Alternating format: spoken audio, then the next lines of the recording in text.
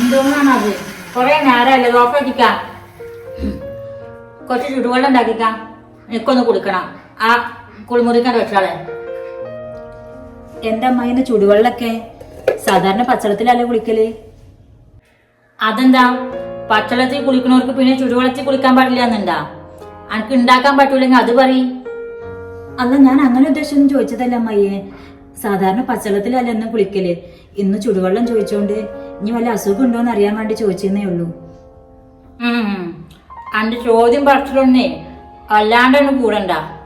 മര്യാദക്ക് വേഗം പറഞ്ഞ പണി എന്താ ചെയ്യാൻ നോക്ക്. ഞാൻ മാഡത്തിന് ഈ ജ്യൂസ് ഒന്ന് കൊടുത്തിട്ട് മതിയോ? ഇത് കൊടുത്തുകൊണ്ട് വേഗം വരാം. ഒരു മേടവും ഇടവും ചെക്കന്റെ പൈസ കളയാൻ വേണ്ടിട്ട്.